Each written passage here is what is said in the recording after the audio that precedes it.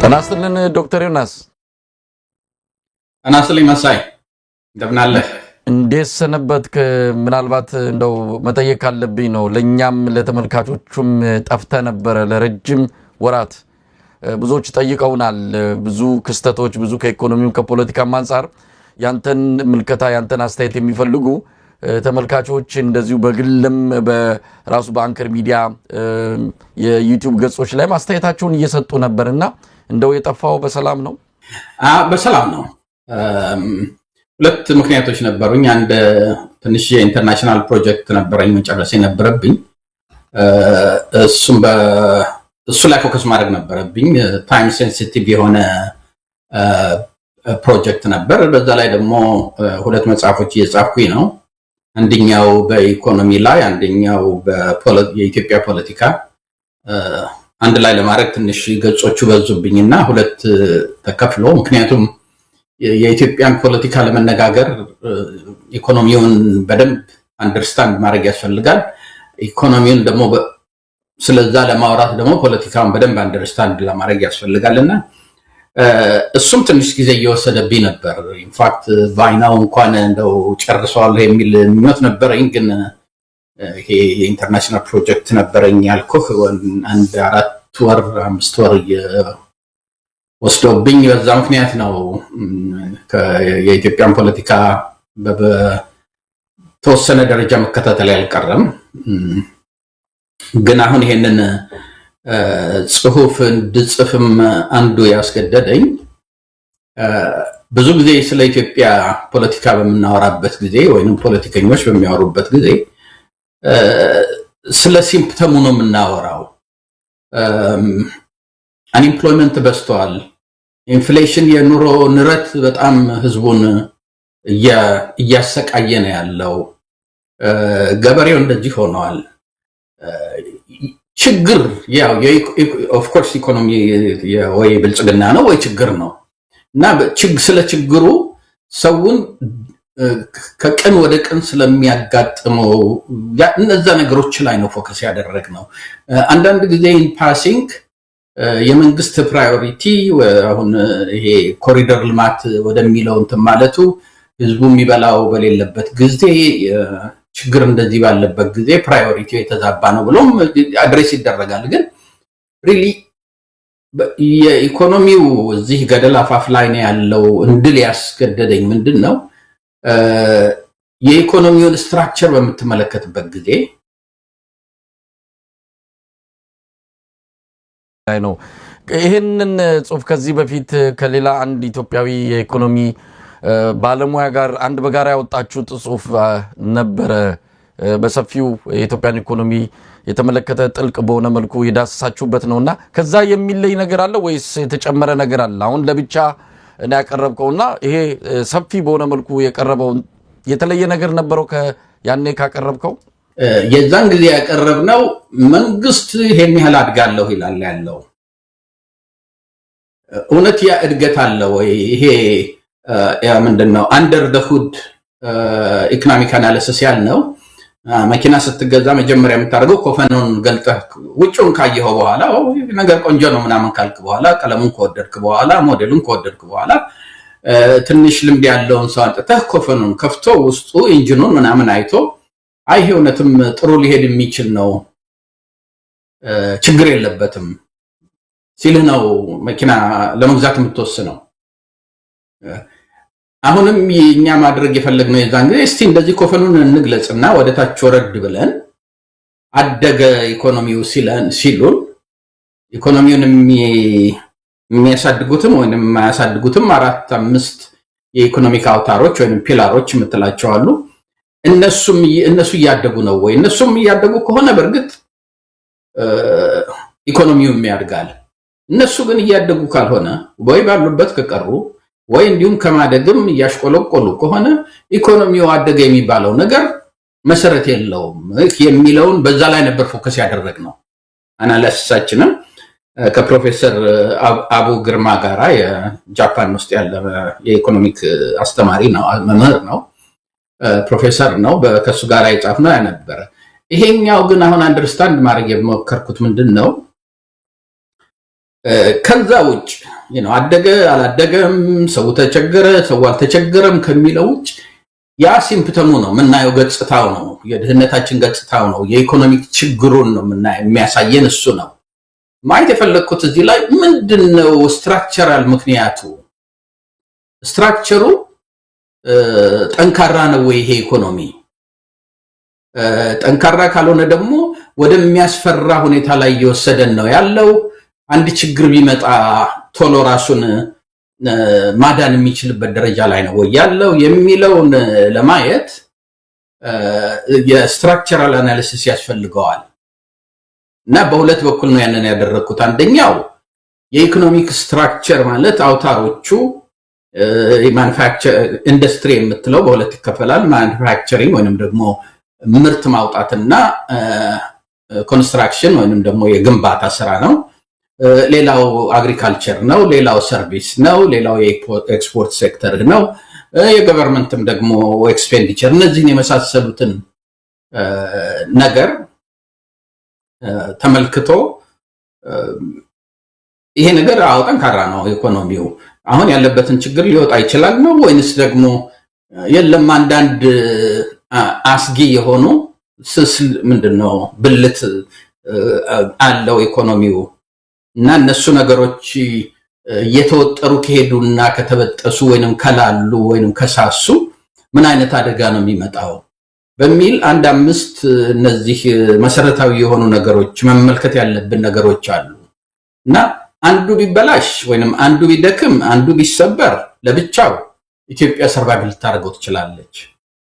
ሁለቱ ችግር ቢያጋጥመው በጣም አደገኛ ሁኔታ ይሆናል። ከሁለቱ በላይ ግን ችግር ከመጣ ኢኮኖሚያን ሊቀበል ሊሸከም አይችልም፣ ሊፈርስ ይችላል የሚል አይነት ነው።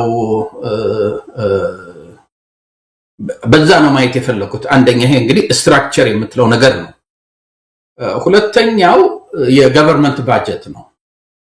ያ የገቨርንመንት ባጀት ሪሊ የኢኮኖሚክ ስትራክቸሩን ነው ሪፍሌክት የሚያደርገው። እሱም ላይ ወደ ውስጥ ገባ ስንል ለህዝቡ ኢኮኖሚስት ላለው ነው ህዝብ በሚገባው ደረጃ ልናብራራው ልንነጋገርበት እንችላለን። ስለዚህ ይሄኛው ስለ ስትራክቸሩ ድክመት ነው።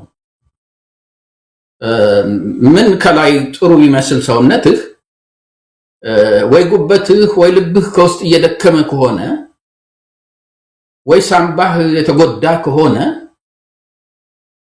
ያ ፊት ለፊትህ ያለው ገጽታ አንድ የተወሰነ ነገር ደረጃ ላይ ያ ስስ የሆነው ብልትህ ተበላሸ፣ ኮላፕስ ታደርጋለህ።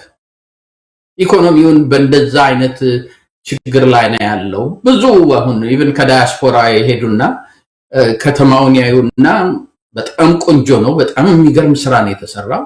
አዛን ኢትዮጵያን ራሴ እንደዛ በጣም የሚያምር ድሮ የምናውቀውን ከተማ አሁን ያው አብይ ከመጣ በኋላ መንግስት ማነው ኢትዮጵያ ሄጄ አላውቅም፣ ግን እንደው በቴሌቪዥን ወይንም ደግሞ በስዕል ላይ በምትለበይበት ጊዜ ደስ ይላል።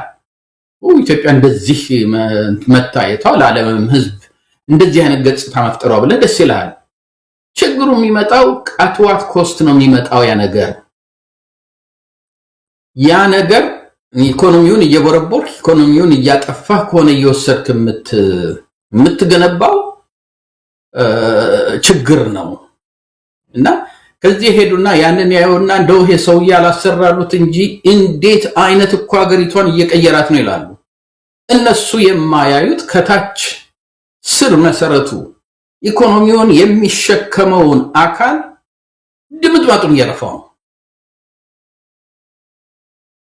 ያንን ለማሳየትና አንደኛ ህዝቡም እንዲረዳው፣ ሁለተኛ ኦፖዚሽን ፓርቲውም እንዲሁም ይሄን ጽሁፍ እንድጽፍ እንትን ያደረገኝ አንድ ቦታም ብየዋለሁ። የኢፒአርፒ ክርክር ላይ አንድ የኢፒአርፒ ልጅ ወጣት ሴት ስለ ኢኮኖሚው ስትናገር ጥሩ ነገሮች ተናግራ ነበረ። ግን ለኔ የታየኝ ምንድነው መሰረቱን አልነካችሁም። ያው ቀደም እንዳልነው ችግሩን፣ አንኤምፕሎይመንቱን፣ ስራ ማግኘት አለመቻሉን፣ የኮሪደር ልማቱን ምናምን ነውና ሜቢ እንደዚህ አይነት ጽሁፍ ቢኖር ለሚቀጥለውን ክርክር ሊረዳቸው ይችላል። ህዝቡም አንደርስታንድ ሊያደርግበት በሚችል መንገድ ባቀርብ በሚል ነው ሙከራው። አይ ቲንክ እዛ ፌስቡክ ላይም ፖስት ያደረግከው አንድ ነገር ነበር። ምንድነው እኔ በ18 ማርች ነበር ይሄን ነገር ፖስት ያደረኩት። ጠቅላይ ሚኒስትሩ በማርች 22 ከአራት ቀን በኋላ ለ1 ሰዓት ከ45 ደቂቃ ኢንተርቪው ሰጥተው ነበር እና ኢንተርቪው ላይ ሙሉ ለሙሉ ያደርግ የነበረው ምንድነው አይ ቲንክ እኔ የዚህ በኮሪደር ዲቨሎፕመንቱ ላይ ያልኳቸውን ነገሮች ሪበት ለማድረግ ወይንም ደግሞ እነሱን ለማካካድ የመሳል አይነት ነገር ይመስላል ካቀራረቡ። ምናልባት ጊዜው እንዳጋጣሚ ድሮም ፕላን የተደረገ ሊሆን ይችላል። ሆኖም ግን አትሊስት ጥያቄውም መልሱም እንደው እዚህ ጽሁፍ ላይ ላሉት ነገሮች መልስ ለመስጠት የተሞከረ ነው የሚመስለው። የጠቅላይ ሚኒስትሩ ችግር ምንድነው? አንደኛ ኢኮኖሚስት አይደለም። ጠጋ ብለህ በምትሰማበት ጊዜ ሪሊ የኢኮኖሚክስ አንደርስታንዲንግ እንደሌለው ነው የምትረዳው። ይሄ ደግሞ በኢኮኖሚክስ ፒኤችዲ ወይንም የ30 ዓመት ልምድ አያስፈልግም።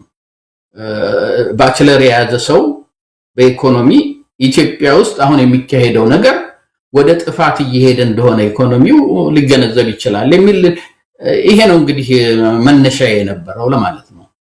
ዶክተር ዮናስ እኔም እውነት ለመናገር የኢኮኖሚ ጽሁፎች በዚህ ደረጃ በጣም 30 ገጽ ነው፣ ብዙ ነው። ትግስት ኖሮ የሚነበብ ጽሁፍ አይደለም። በደንብ መስመር በመስመር እያዩ የሚነበብ ነውና በደንብ አንብቤዋለሁና በኋላ ላይ አብይ አህመድ በቴሌቪዥን ቀርቦ ምላሽ እንደሆነ ምንም ገምቻለሁ። ለማንኛውም ለነሱም የማንቀያ ደውል ነው እንዳንል ሳያቁትም አይደለም ያቁታል። ኢትዮጵያ በምን ያህል ፍጥነት ወደ ገደል ውስጥ እየገባች እንዳለ ያቁታል። አብይ አህመድ ያቋል፣ ጠፍቶት አይደለም። እንደው ወደ ጽሁፉ ዝርዝር ነገር እንምጣ። የ30 ገጹን ጨመቅ ተደርጎ በወጣው እንትን ላይ ያየዋቸው አንዳንድ ነጥቦች አሉ። ለምሳሌ ኢትዮጵያ ውስጥ ያለው ልማት አይደለም የመኖር ያለመኖር የሉና ሰው ላለመሞት የሚያደርገው ግብ እንጂ ልማት የሚባል የለም የሚል በመጀመሪያ ያንን ጭብጥ የሚያሳይ ነገር አለ።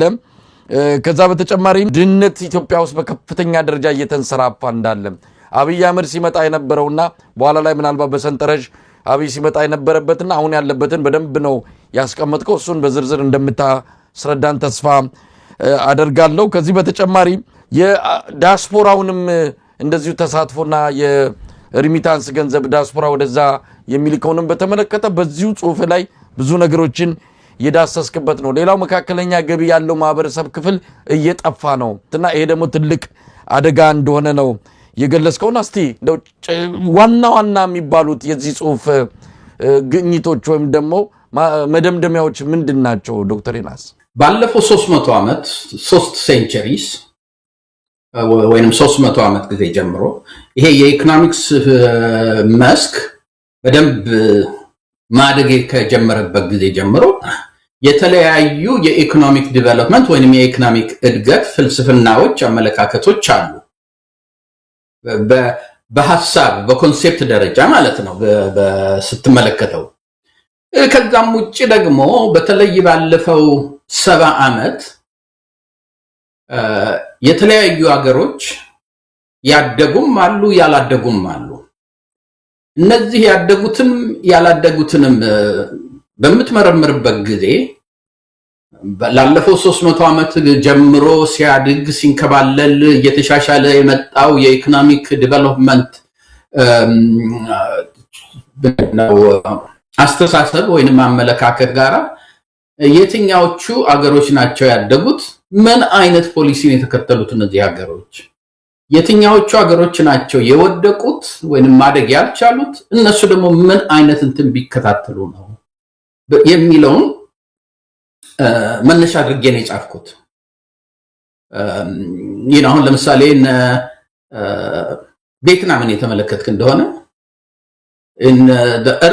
በ1970 በፈረንጆቹ አካባቢ ኢትዮጵያ ከቪየትናም በጣም ሀብታም ነበረች በፐር ካፒታ ደረጃ ብትል ትንሽ ወደ ኋላ ሄደህ 1950s ይሄድክ እንደሆነ ኮሪያ ከነ ጋና ከነ ዚምባብዌ ከነ ዛምቢያ በታች ነበረች በጂዲፒ ፐር ካፒታ የተመለከትክ እንደሆነ። ሌሎችም እንደዚሁ አገሮች የዛን ያህል ቻይናን ራሱን የተመለከትክ እንደሆነ in the 1960s 1970s ፐር ካፒታ ኢንካማቸው ጂዲፒ ፐር ካፒታቸው በጣም ትንሽ ነበረ። ከነ ኢትዮጵያ ጋራ ብዙ አይራራቅም ነበር። እነዚህ ሀገሮች እንዴት ነው ሊያድጉ የቻሉት እንደዚህ በጣም ባጭር ጊዜ? እንግዲህ ባጭር ጊዜ የምልህ ምንድነው እነ አሜሪካን እነ ዩሮፕ እዚህ ለመድረስ በመቶ ዓመታት የሚቆጠሩ የኢኮኖሚክ እድገት አሳይተው ነው አሁን ያሉበት። በኋላ ላይ ግን የመጡት ከጃፓን ጀምረህ የተነሳህ እንደሆነ እነ ኮሪያን የወሰድክ እንደሆነ እነ ሲንጋፖርን የወሰድክ እንደሆነ እነ ቪየትናም ሌትሊ ደግሞ ቪየትናምን የወሰድክ እንደሆነ ህንድን የወሰድክ እንደሆነ እነዚህ ደግሞ ወደ ኋላ ላይ አሁን ኢመርጂንግ ሀገሮች የሚሏቸው እነሱ ደግሞ በጣም እንደ ድሮና አሜሪካኖቹ እንዳደጉት ቀስ እያሉ እየተንፈቀቁ አይደሉም የሚያደጉት። ትምህርት ነው የወሰዱት፣ ሊፕፍሮግ ነው ያደረጉት። እና እነዚህ ሀገሮች ምንድን ነው ያደረጉት? ኢትዮጵያ ከዛ የተለየ ምን እያደረገች ነው? እነዚህ አደጉ ከሚባሉት ሀገሮች ጋር አብራ ፖሊሲዋ የነሱን አይነት ፖሊሲ ነው ወይ? እንግዲህ ሙሉ ለሙሉ የነሱን የግድ መሆን የለበትም፣ ግን መሰረታዊ የሆኑ ነገሮች አሉ አገርን እንዲያድግ ወይንም እንዳያድግ የሚያደርጉት። ያንን ነው ማለት የፈለኩት። ከአሁን በፊትም ብዙ ጽፍ ያለሁኝ ለምንድን ነው ኢራን እና ኢትዮጵያ ያን ያህል በኢኮኖሚ ሊመነጠቁ ያልቻሉት? እነዚህ ሁለቱም የሲቪላይዜሽኖች ናቸው፣ የድሮ ሲቪላይዜሽኖች ናቸው። እንደ ሀገር አንድ ቻይና እና ጃፓን እነሱም የድሮ ሲቪላይዜሽን ናቸው፣ ግን ማደግ ችለዋል። ለምንድን ነው ብዬ ያኔ ከአሁን በፊት አንተም ጋር ቀርቤ እንትን ብዬው ነበር። የነዚህ የሁለቱን ለየብቻ ስታየው የባህል ልዩነት ነበራቸው። እሱ ነው አንዱ መገለጫ የሚሆነው የሚለው ሌሎቹ ፋክተሮች እንዳሉ ሁሉ አሁን እነዚህኛው ላይ ፎከስ ያደረኩት ምንድነው ሪሊ በኢትዮጵያ ውስጥ እየተካሄደ ያለ ሶስት መሰረታዊ የሆኑ ነገሮች አሉ። የአሁኑ መንግስት ያተኮረባቸው ወይንም ደግሞ በአሁን ባለው መንግስት ምክንያት የተከሰቱ ሶስት መሰረታዊ የሆኑ ነገሮች አሉ። እነዚህ ሶስቱን አይነት አድርጎ በዓለም ውስጥ ያደጋገር የለም። ምሳሌ ልስጥህ። አሁን የአንድ ሀገር መንግስት ባጀት አለው። ታክሲዎች ይወስድና ከውጭ ከያለሙ ይለምንና ይበደርና እድገት የኢኮኖሚ እድገትን ለማምጣት ምንድነው ሪሶርስ ዲስትሪቢዩሽን የምትለው በእንግሊዝኛ ወይንም ደግሞ ለአግሪካልቸር ይሄን ያህል አድርገው ወጪ ድጎማ አደርጋለሁኝ፣ ይሄን ያህል ለኢንዱስትሪ አደርጋለሁኝ፣ ይሄን ያህል ለትምህርት አደርጋለሁኝ፣ ይሄን ያህል ብለህ የምታወጣው ነገር አለና በመሰረቱ መንግስት ሁለት ፋንክሽን አለው ነው የሚባለው። አንደኛው ፕሮቴክቲቭ ስቴት የሚባለው ነው፣ ህግ ማስከበር፣ የህዝቡን ደህንነትና ሰላም የማስጠበቅ ነው። ይሄ እንግዲህ ፖሊስ የሚያስፈልግህ ለዛ ነው፣ ወታደር የሚያስፈልግህ ለዛ ነው፣ ተዋጊ አውሮፕላን የሚያስፈልግህ ለዛ ነው።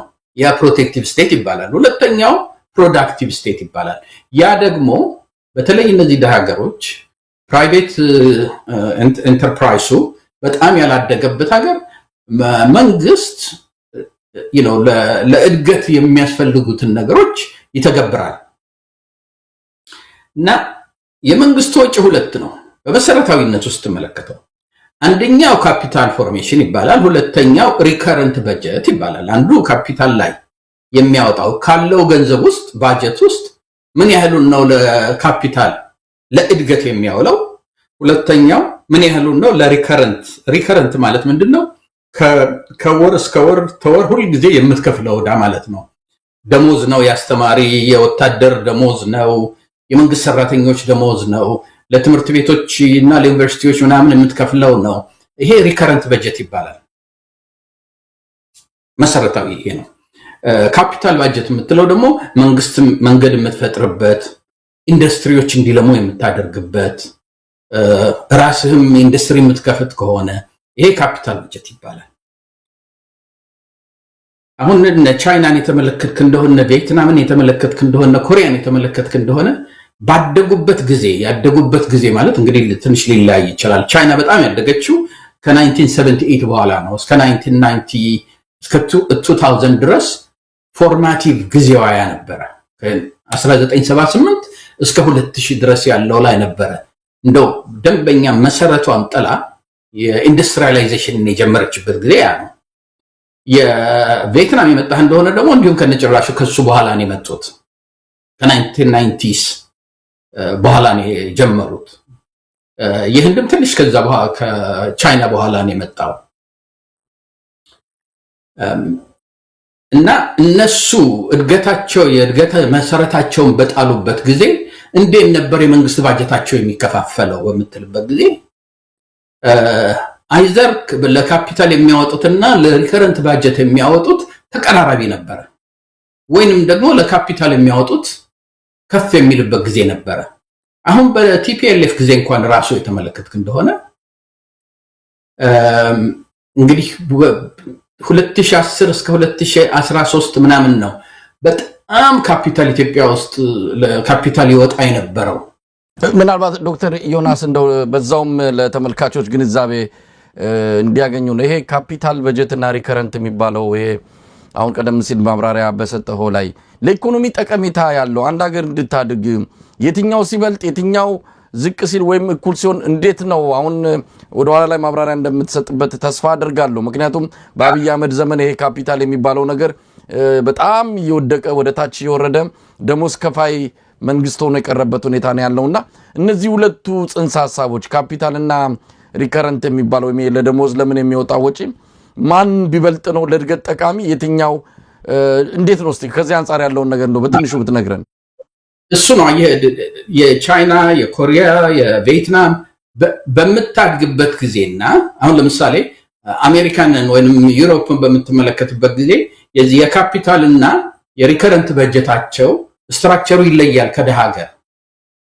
የደሃ ሀገር በምትሆንበት ጊዜና ኢኮኖሚህን ለማሳደግ በምትጥርበት ጊዜ ቢያንስ ተመጣጣኝ መሆን አለበት ካፒታሉና ኢንቨስትመንቱ። አለበለዚያ ደግሞ አሁን ለምሳሌ ቻይናን የተመለከትክ እንደሆነ በተለይ በማኦ ጊዜ ይሄ የካፒታል ባጀቱን ለማሳደግ ሲል የህዝቡን አስርቦት ነበረ። ከ10 ሚሊዮን ህዝብ በላይ ነው ያለቀው። ምንድን ነበር ያደርግ የነበረው? ገበሬዎቹ ለመንግስት ይሄን ያህል ኩንታል ለመንግስት ማስገባት አለባችሁ፣ ምክንያቱም ከናንተ በመናገኘ ነው ኢንዱስትሪውን የምንገነባው የሚል አይነት አውጥተው the great leap forward የሚባል ጊዜ ነበረ እና መንግስት ይመጣና ከገበሬው በቂ ኑሮው ለልጆቹን የሚያበላው ሚስቱን የሚያበላው ቤተሰቡን የሚይዝበት ይኑረው አይኑረው ግድ አልነበረውም።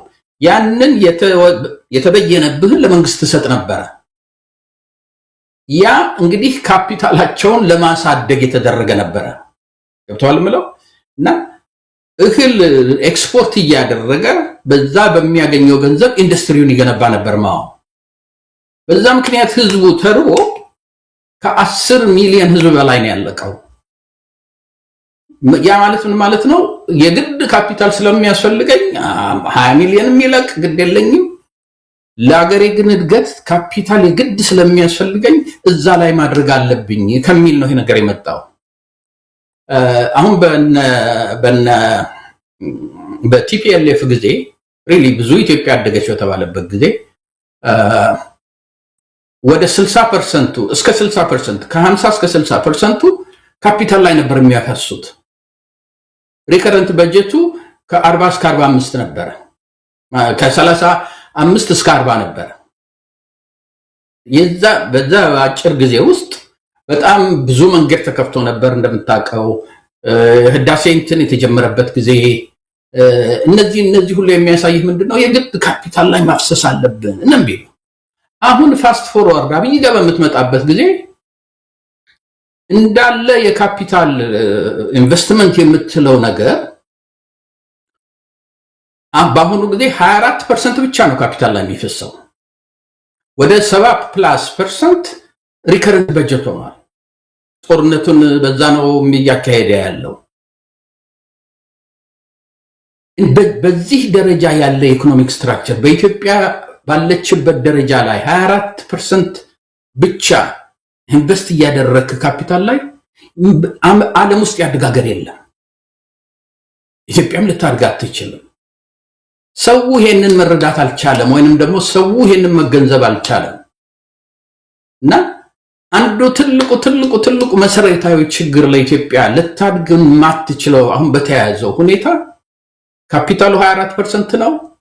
እንትኑ ምንድነው ሪከረንት ባጀቱ 78% ነው ከ75% በላይ ነው ፌደራል ገቨርንመንቱና ስቴቶቹ የሚደምረ ስታየው ማን እንደሆነ በዛ ደረጃ እንደዚህ 20% ሪከረንት ማን ነው ካፒታል ላይ አድርጎ ሌላ በብዛት ኮንሰምፕሽን ላይ የሚያውል ማን እንደሆነ ታውቃለህ ሳውዲ አረቢያ ዩኤኢ እነዚህ በጣም ብዙ ገንዘብ ስላላቸው ለህዝብ የሚከፍሉት እነሱ ናቸው ስትወልድ ገንዘብ የሚሰጥህ እነሱ ናቸው ኮንሰምፕሽን ላይ ነው ፎከስ የሚያደርጉት እንደዛም አፍሰው ብዙ ሀብት ስላላቸው ካፒታሉንም በዛው ደረጃ ይዘው ምንድነው ማሳደግ ይችላሉ ምክንያቱም በጣም ብዙ ገንዘብ አላቸው እንደ ኢትዮጵያ አይነት ሀገር ግን ያለቻትን እንደምንም ሪከረንት ባጀቱም ሰፈር እንዳያደርግ ካፒታል ባጀቱም ሰፈር እንዳያደርግ እድገት ደግሞ ከተባለ ግድ የለም በአሁኑ ጊዜ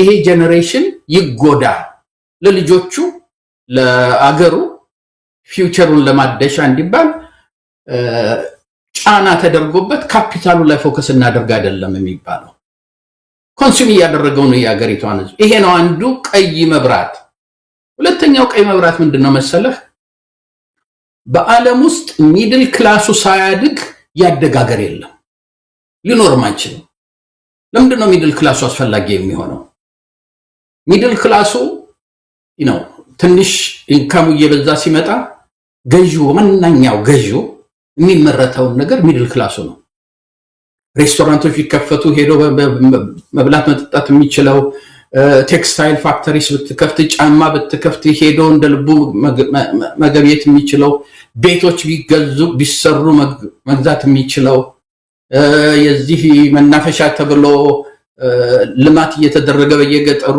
ሎንጅ ቢደረግ እዛ ሄዶ ልጆቹን ባለቤቱን ዘመዶቹን ይዞ ጓደኞቹን ይዞ ሊያጠፋ የሚችለው ሚድል ክላሱ እያደገ ሲመጣ ነው ኢኮኖሚ የሚያድገው የትም ሀገር ኢትዮጵያ ውስጥ ሚድል ክላሱን እየገደለው ነው ያለው አሁን ለምሳሌ ተመልከት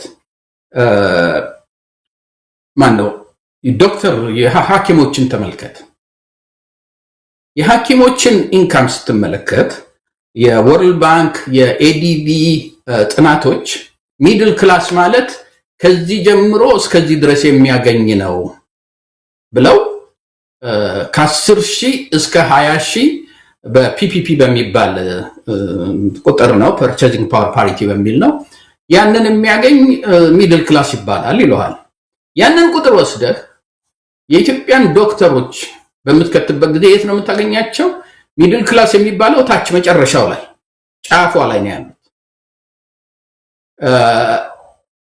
ኬንያ ሄደህ ሚድል ክላስ ምንድነው ይሄ ዶክተሮቹን የት ነው ብትል አይዘር መጨረሻው አፐሩ ላይ ነው በብዛት ያሉት ወይ ደግሞ ከዛ በላይ ናቸው ያሉት ከሚድል ክላስ አልፎ አፐር ክላስ ውስጥ ናቸው ዩኒቨርሲቲ መምህራኖችን ብትል እንደዚሁ የሃይ ስኩል ምንድነው የነዚህ ኤሌመንተሪ ስኩል ሃይ ስኩል አስተማሪዎች እኮ በቀን 3 ጊዜ የማይበሉበት ነው የመንግስት ሰራተኛ ምግብ እያጣ ቤተክርስቲያን ለምሳ ገንዘብ ስለሌለው ቤተክርስቲያን ሄዶ ይጸልያል እኮ የሚባለው ይሄ እኮ ሚድል ክላስ የሚባለው ነው ሌላ ሀገር ላይ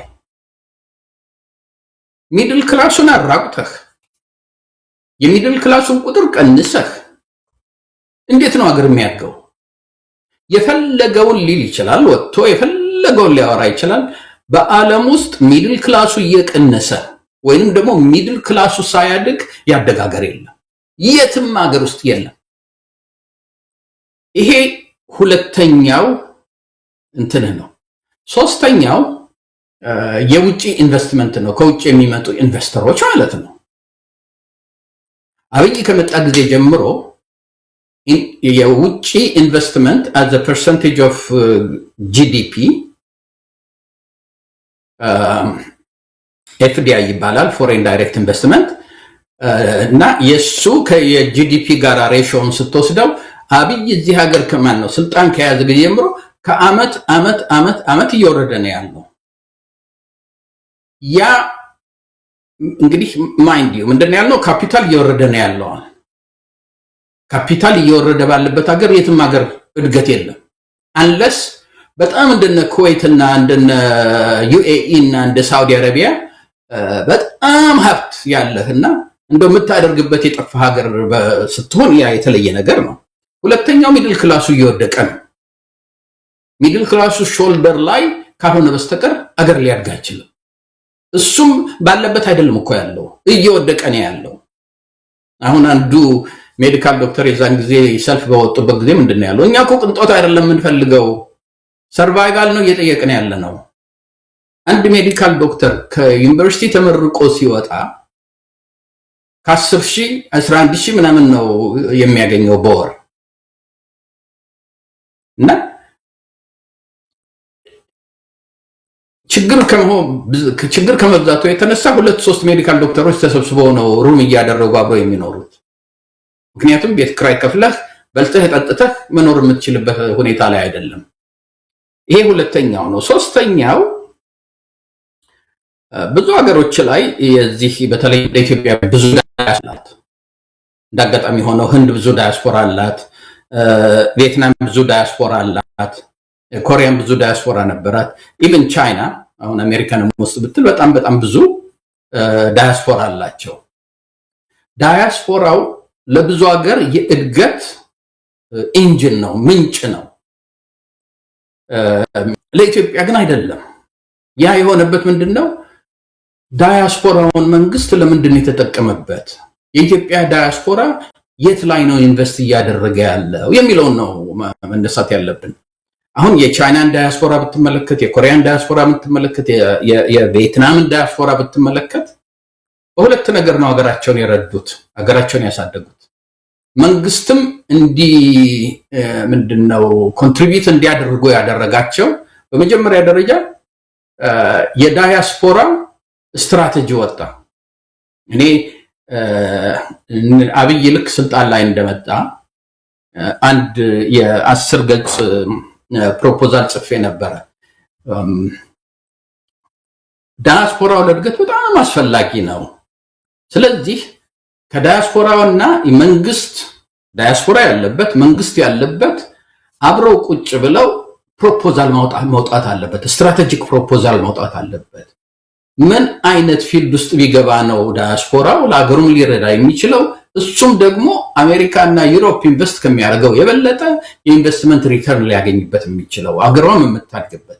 እነዚህ ነገሮች ስትራቴጂ ወጥቶ መንግስት ያንን ስትራቴጂ ተግባር ላይ ለማዋል ደግሞ ፖሊሲውን አስተካክሎ አንድ ትልቅ ኮንትሪቢዩሽን ሊኖረው ይችላል የሚል ተናፍቼ ነበርና ብዙ ጊዜ ያው አብይ የሁሉ ነገር አዋቂ ኢኮኖሚስትም ሳይንቲስትም ምናምንም አርጎ ራሱን ስለሚገምት ብዙም አይቀበሉም። አልተቀበለውም መምልህ እሱ ጋር እንደደረሰ አውቃለሁ። የዛን ጊዜ ትንሽም አክሰሱም ነበረኝ ከጠቅላይ ሚኒስትር ኦፊስ ጋር ካሉም ሰዎች ጋር እና እንደደረሰውም አውቃለሁኝ። አቴንሽን መስጠት እንዳልፈለገ ነው የተባለልኝ የሰማሁት። እኔ ብቻ አይደለሁም፣ ሌሎችም ብዙ ሰዎች እንዲሁ በተለያየ መንገድ ቀርበው ነበር። አሁን የኢትዮጵያን፣ የኮሪያን፣ የቪየትናምን፣ የኢንዲያን የተመለከክ እንደሆነ እነሱ ምን ላይ ያተኮሩት? ሶስቱም በመጀመሪያ ደረጃ ዳያስፖራቸውን የፈለጉት መጥቶ ማኑፋክቸሪንግ ሴክተር ውስጥ እንዲገባ ነው። ካፒታል ይዞ መጥቶ ማኑፋክቸሪንግ ነገር ውስጥ ገብቶ ልምዱንም ሀብቱንም ይዞ ኢንዱስትሪያል ቤዙን የአገሪቱን እንዲያሳድግ ነው። ይሄ ነው የመጀመሪያው ፎከሳቸው የነበረው። ኢኳሊ ሌላ ያደረጉት ምንድነው?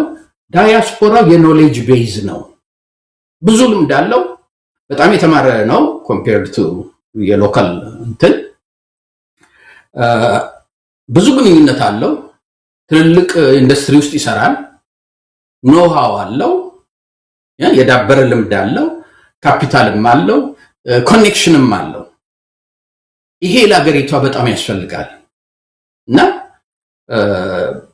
አሁን የህንድን የተመለከክ እንደሆነ በየዓመቱ ትልቅ የዳያስፖራ ኮንፈረንሶች ያካሄዳሉ። አንድ ጊዜ አይደለም 2 ጊዜ ፕራይም ሚኒስተራቸው መጥቶ አቴንድ አድርጓል። አንድ ጊዜ አይ ቲንክ ዋሽንግተን ስቴት መሰለኝ፣ አንድ ጊዜ ግን በእርግጠኛ መሆኑ ሎስ አንጀለስ ያደረጉ ጊዜ እና ያንን ያህል ነው የነሱን ልምድ የሚፈልጉት። ማኒፋክቸር ውስጥ ኢንዱስትሪያላይዜሽን ውስጥ እንዲገቡ መተው አግሮ ቢዝነስ ውስጥ እንዲገቡ ሳይንቲፊክ የሆነ ጥናትና ቴክኖሎጂ ይዘው እንዲመጡ ነው። እንዳለ ህንድ ከዚህ ወጥቶ የቴክኖሎጂውን እንትን ያደረገው የዳያስፖራ የነበረ ህንድ ነው። እዛ ላይ ነው ፎከስ ያደረጉት፣ ያንን ነው ያመቻቹላቸው። ኢትዮጵያ ግን ምንድነው ያደረገችው? ዳያስፖራን የፈለገችው ይሄ ምንድነው ኮሪዶር ዲቨሎፕመንት የሚባል ውስጥ ቤት እንዲገዛ ኮንዶሚኒየም እንዲገዛ እና ኮንሰምፕሽን ላይ ፎከስ እንዲያደርግ ነው የፈለጉት። ይሄ ትልቁ ችግር ያመጣው ትልቅ የእድገት ምንጭ የሆነውን ወደ ከተማ ውበትና የፕራይም ሚኒስተሩን ይሄ ኮሪዶር ዲቨሎፕመንት የሚለውን እንዲያስፋፉለት ነው የተደረገው። እሱ ነው አንደኛው አገሪቷን ሊጎዳ የቻለው። ስለዚህ እነዚህ መሰረታዊ የሆኑ ነገሮች የተመለከትክ እንደሆነ የኢትዮጵያ ልታድግ የምትችልበት ምንም መንገድ የለም። አንድ ሰው መሰረታዊ የሆነ አውታር የሆነ ያን አሁን ለምሳሌ አንድ ቤት ምንድነው መሰረት ቤት ስትሰራ መሰረት ትጥላለህ። አንዳንዱ መሰረት በጣም ጠንካራ ነውና ያ መሰረት ከተጎዳ መኪና መጥቶ ያንን መሰረት ቢያናጋው ይሄ ቤት ቫይብል ነው ወይ? እንትኑ ዋና መሰረቱ ተጎድቷል። ታድሶ ሊሰራ ይቻላል ወይስ ፈርሶ እንደገና መሰራት አለበት የምትላቸው ዋና ዋና መሰረቶች አሉት፣ አውታሮች አሉት አይደለም? ኢኮኖሚውም ልክ እንደዛ ነው። ዋና መሰረታዊ የምትለው ካፒታል ቅድም እንዳልኩ ሚድል ክላሱ ከውጭ የሚመጣልህ ገንዘብ ፎሬን ኢንቨስትመንት የምትለው የዳያስፖራው ይዞ ሊመጣ የሚችለው ወይንም ደግሞ ወደ ሀገሩ እድገት ኮንትሪቢዩት የሚያደርገው እነዚህ በአራቱም መስፈርቶች ስትመለከተው አራቱም መስፈርቶች የሚያሳዩህ ውድቀትን ነው። ለእድገት ምንም አይነት እንትን እየከፈቱ አይደለም። እና በተለይ አንድ ነገር ልበልና በኋላ እንትን እንላለን። የዳያስፖራውን በተለይ የተመለከትከው እንደሆነ አንድ እዚህ መጽሐፉ ላይ እንትን ያሳየሁት ነገር አለ፣ ካልኩሌሽን ያሳየሁት ነገር አለ እንበል። በ2019 አብይ በመጣ በአመቱ ማለት ነው አንተ 2 ሚሊዮን ብር ከፍለህ ኮንዶሚኒየም ገዝተሃል። ያ 2 ሚሊዮን ብር የዛን ጊዜ ሌትስ ሴይ በባንክ አልሄድክም፣ በሁሉ ሰው እንደሚያደርገው በብላክ ማርኬት ነው የሄድከው። የዛን ጊዜ አይ ቲንክ ወደ 35 ብር ምናምን ነበር $1። በዛ ትመነዝርና ወደ 50 ምናምን ሺህ ብር ይመጣል፣ ዶላር ይመጣል። ያንን ኮንዶሚኒየም ገዛህ 2019 እንበል። አሁን ያ አንተ የገዛኸው ቤት የዛን ጊዜ ከ2 ሚሊዮን ብር ገዝተኸው አሁን 8 ሚሊዮን ደርሷል ልበልህ፣ 4 አጥፎ ደርሷል ልበልህ። ወይ ልጆችን ትምህርት ቤት ለመላክ ሊሆን ይችላል፣ ወይ ለጡረታህ ሊሆን ይችላል፣ ወይ ደግሞ አይዚህ እስቲ ያለሁበት ሀገር አምጥቼ ሌላ ኢንቨስትመንት ውስጥ ከተዋለሁ አሁን አድጎልኛል ብለህ ሊሆን ይችላል። ያንን በ8 ሚሊዮን ትሸጠዋለህ። ዛሬ በ8 ሚሊዮን ሸጠኸው መንግስት 36% ታክስ ይወስድለታል። ከዛ ላይ ወደ 2.8 ሚሊዮን ብር ሄደ ማለት ነው። አንተ ጋር የሚመጣልህ 5.8 ምናምን ሚሊዮን ነው። እሱን አሁን በምንድን ነው የምትተረጉመው? $155 ነው የምትተረጉመው። በዛ ተርጉመህ ወደ አሜሪካ ብር ላንጣ ካልክ ወደ 39% ሉዝ አድርገሃል። ያኔ 54,000 ብር ከነበረ ያስገባኸው ኢትዮጵያ ውስጥ ዶላር አሁን ሸጠህ 4 ጊዜ ያጠፈ የተባለ ቤት ነው የምልህ። ሸጠህ ወደ ዶላር ደግሞ አሁን መመንዘር ያው ብላክ ማርኬትም እንደ ቴሮሪዝም እንትን ነው፣ ምንድነው ይሄ ኢሊሲት ፈንድ ነው፣ ትራንስፈር ነው ተብሎ ከህግ ውጭ ስላደረጉት ንብረትም ሊወረስ ስለሚችል የግድ በመንግስት በኩል ነው የምትሄደው። አሁን ያን 5.8 ሚሊዮን ይሄን ይዘህ መንግስት ሄደህ ደጅ ስትጠና ትውላለህ። ብሬ መውጣት ፈልጋለሁ መንዝሩልኝ ብለህ እድለኛ ሆነህ እሺ ብለው በ155 ብር ሲመነዝሩልህ ኦሬዲ 39% 40% በለው በፊት ከነበረህ ይዘው ከገባኸው ከስረህ ነው የምትወጣው። on the other hand የዛሬ 19 ዓመት ያንን 54 ምናምን ሚሊዮን 54 ሺህ ዶላር ስታንዳርድ ኤንድ ፑር 500 የሚሉት ኢንቨስትመንት አለ አሜሪካ ውስጥ እዛ ውስጥ ከተው ቢሆን ኖሮ ከ100 ሺህ ዶላር በላይ ትርፍ ታገኝበት ነበር። ያ ታክስ ከፍለህ ለመንግስት ማክሲመም 20% ነው የምትከፍለው። ከ80 ሺህ ብር 54 ሺህንም ይዘህ 80 ሺህ ብር እንታተርፍ ነበር። ዳያስፖራ ምንድን የሆነው ገንዘቡን እዛ ወስዶ አፍሶም አገሩንም አልጠቀመም። ኢንዱስትሪ ከፍቶ ማኑፋክቸሪንግ ከፍቶ አገሩን ሊጠቅም አልቻለም። ማኑፋክቸሪንግ ደግሞ እንደው ጥርሳቸውን ነክሰው የገቡትን ደግሞ በየጊዜው ተመልከት፣ ሲያለቅሱ ነው የምታያቸው። እቃ ማስገባት አልቻልንም፣ ፎሬን ኤክስቼንጅ አይሰጡንም፣ እቃችን መጥቶ ጉምሩክ ቁጭ ብሎ 2 ወር 3 ወር ይቀመጣል፣ ገንዘባችን እየከረስን ነው እያሉ ሲያለቅሱ ነው የምትለው። ለምን? የመንግስት ፖሊሲ ራሱ ሄደህ ቤት እንትን ልትል ስትል የምታገኘው ድጋፍ፣ ምክንያቱም የፕራይም ሚኒስተሩን መስራት የሚፈልገውን ነገር ስለሆነ ቶሎ ቶሎ ይፋጠንልሃል። ኢንዱስትሪ ውስጥ ወስደህ ግን ለአገሪቷ የሚያስፈልጋት ውስጥ ግን ልስራ በምትልበት ጊዜ ከማመቻቸት ይልቅ ችግር ሲፈጠርብህ ነው የሚውለው። ስለዚህ በዛም ዳያስፖራው የእድገት ኢንጂን መሆን የነበረበት ለአገሩም ሳይሆን እሱም ያወጣውን ገንዘብ አሁን ላውጣ ቢል 30-40% ከስሮ ተመልሶ እየመጣ ነው ያለው። ይሄ ሪያሊቲ ነው። እንዲህ አገር አንድ ምንድነው የምንሰማው አሁን በየቴሌቪዥኑ እስከሚሰለች ድረስ የዳያስፖራ ገንዘብ በጣም እያደገ ነው፣ ከ6 እስከ 7 ቢሊዮን ገባ፣ ድሮ ከሚመጣው በጣም አደገ ይለዋል። ሁለት ምክንያት አለው ዝቅ ብለህ ስትመለከተው። አንደኛው ከውጭ ገንዘብ ሲመጣልህ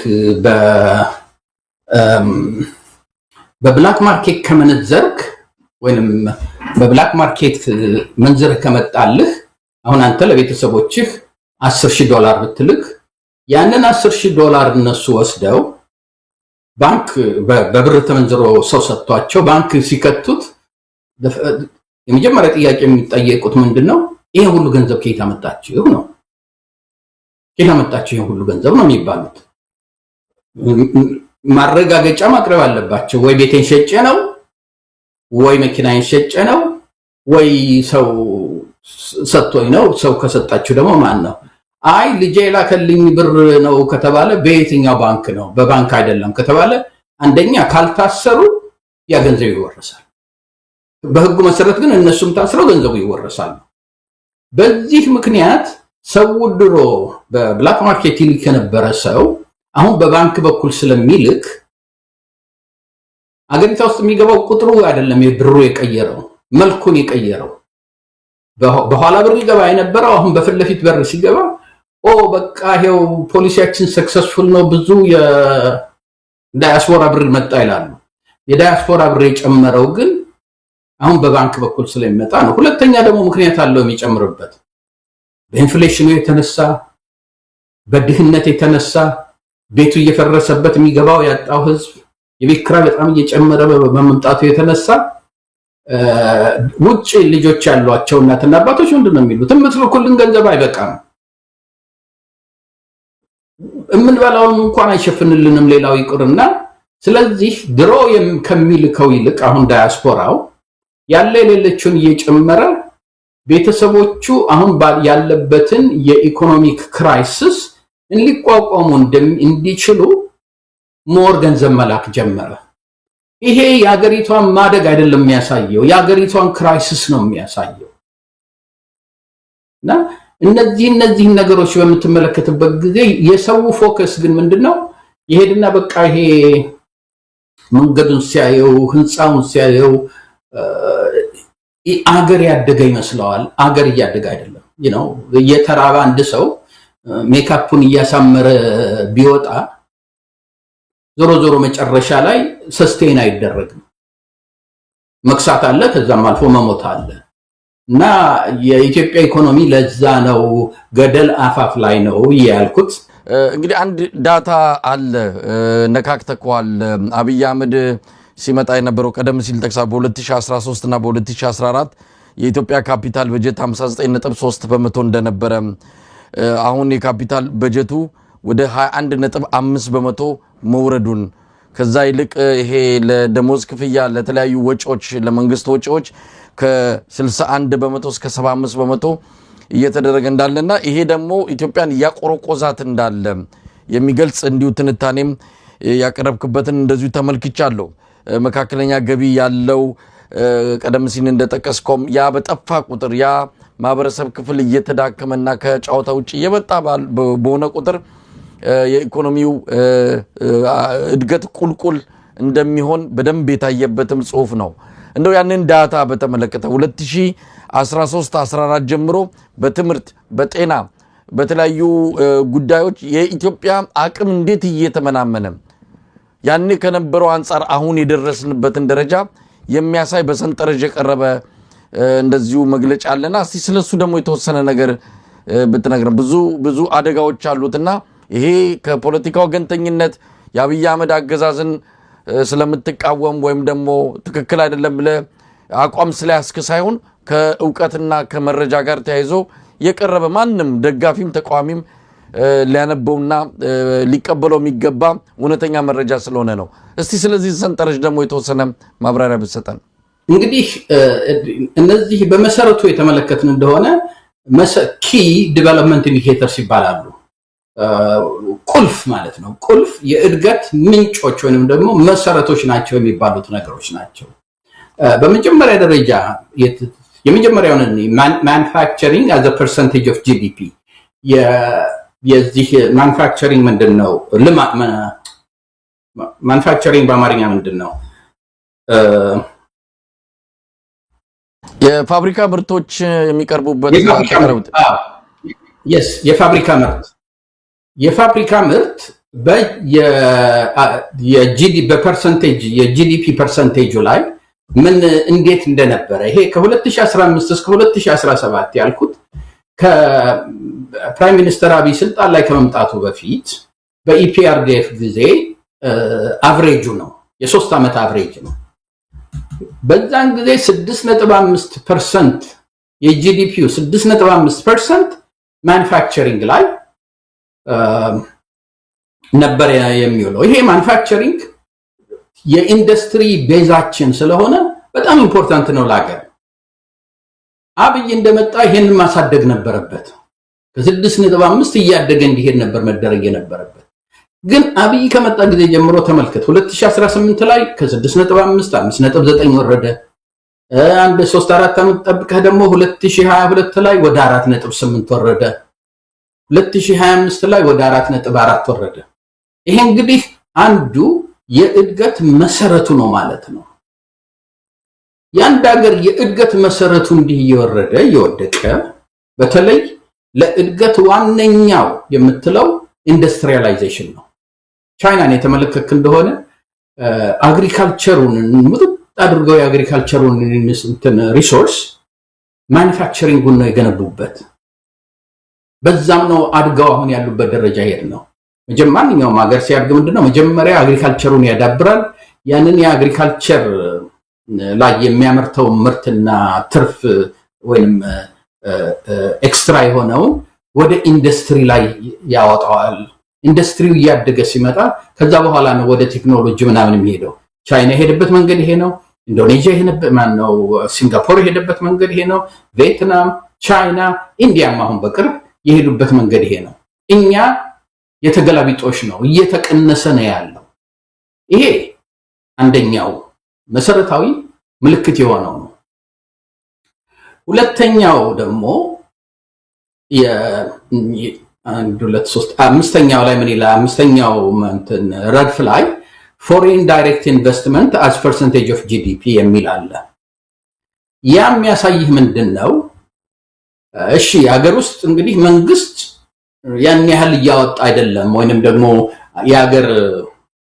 የሀገሬው ህዝብ ወይንም ደግሞ መንግስት ማኑፋክቸሪንግ እንዲያድግ አላደረገም። እንዲሁም የባሰ እየወረደ ነው።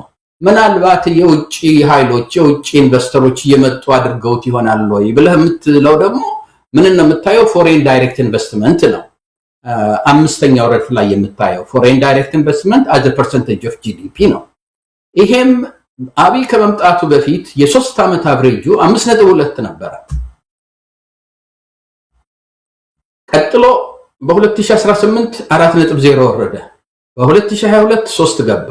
በ2025 2.7 ላይ ነው ያለው። ስለዚህ መንግስትም ኢንዱስትሪያላይዜሽኑን ከያስፋፋው ካልሆነ የውጭም ባለሀብቶች መጥተው ኢንዱስትሪያል ሴክተሩን ወይ ላይ ኢንቨስት ካላደረጉ እንዴት አድርጎ ነው ያንድ ሀገር ኢንዱስትሪው እየኮሰመነ እየሄደ ሀገር ልታድግ የምትችለው?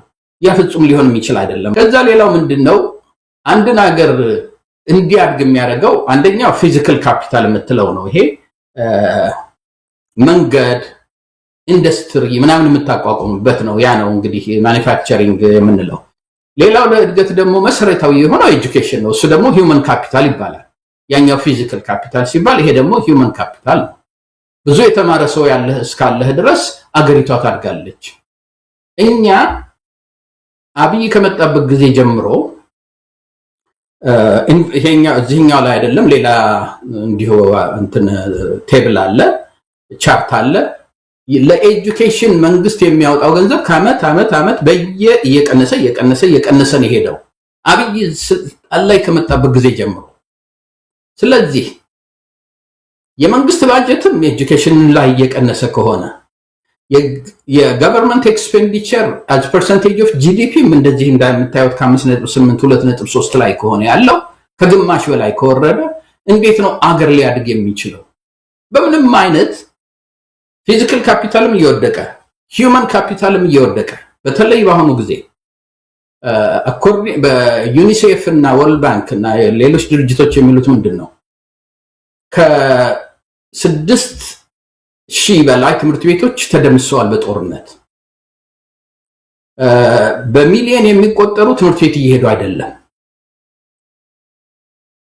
የሂውመን ካፒታልህን እያደረጀህ ካልሆነ የፊዚካል ካፒታልህን እያደረጀህ ካልሆነ ምንድነው ውጤቱ ያልክ እንደሆነ ድህነት ነው። ያን ድህነት ደግሞ የምታየው አራተኛው ሰንጠረዥ ላይ ነው። መልታይ ዳይሜንሽናል ፖቨርቲ የሚባለው ነው። በእነ ቲፒኤልኤፍ ወይም በኢህአደግ ጊዜ 65% ነበረ መልታይ ዳይሜንሽናል ፑር የሚባለው። አሁን በአብይ ጊዜ ከ65 67 ከ67 71 ከ71 አሁን 72% ላይ ነው ያለው። እነዚህ ሁሉ እንግዲህ የኢንተርናሽናል እንትኖች ናቸው። ምንድነው ዴታዎች ናቸው። ይሄ ኦፖዚሽን ያወጣው ወይንም ደግሞ ዩቲዩብ ላይ ያለ አይደለም። መንግስትም የተሳተፈበት የኢንተርናሽናል ድርጅቶች ያወጡት ዴታ ነው። እነዚህ ናቸው እንግዲህ ምንድነው አንደር ዘ ሁድ የምትለው ወይንም ደግሞ ኮፈኑን ገልጸህ ስታዩ የኢትዮጵያ ኢኮኖሚ ገጽታው ይሄንን ይመስላል ነው። ሌላው ትልቁ የኢትዮጵያ ከማኑፋክቸሪንግ ከኢንዱስትሪ ቀጥሎ ማነው ጋራ ኤክስፔንዲቸር ኦን አግሪካልቸር ነው። የመጨረሻውን ሰንጠረዥ ተመልከቱት። የመንግስት ለአግሪካልቸር ምን ያህል ኮንትሪቢዩት እያደረገ ነው የሚሉን የተመለከታችሁት እንደሆነ በ2015 እስከ 17 አብይ ከመምጣቱ በፊት 6.5% ነበር። አሁን በ2025 3 ከግማሽ በታች ወርደዋል። ኢንዱስትሪው እየወረደ አግሪካልቸሩ እየወረደ፣ እነዚህ ሁለቱ ናቸው መሰረታዊ የሚባሉት በሎካል እንትን ምንድነው በአገሪቷ ሀብት። የውጭ የሚመጣ ሀብት እየወረደ ባለበት ሀገር አብይ እየመጣ 9.10 አደግን የሚለው ብዙ ጊዜ እኔ ፊክሽን ነው ልብ ወለድ ነው የምልበት ምክንያት ይሄ ነውና እነዚህ ዳታዎች የተወሰዱት ከወርልድ ባንክ የወርልድ ባንክ ደግሞ ከኢትዮጵያ መንግስት የባጀት ኤክስፔንዲቸር ነው የሚወስደው። WHO ስለ ሄልዝ ላይ የሚወጣው ገንዘብ እየወረደ እየወደቀ እንደሆነ እንደገና ደግሞ የኢንዲፔንደንት ኢንቨስቲጌተሮች የኮምፓይል ያደረጉት ነው። ይህንን ኮምፓይል ያደረጉት ግን ከዓለም ባንክ ከWHO ከIMF እና ከኢትዮጵያ መንግስት ነው። ይሄ ዝም ብሎ ከውጭ የተደረገ ነገር አይደለምና የኢትዮጵያ መንግስት ይሄ አይደለም ብሎ ሊከራከር አይችልም። ምክንያቱም የራሳቸው ዴታ ነው።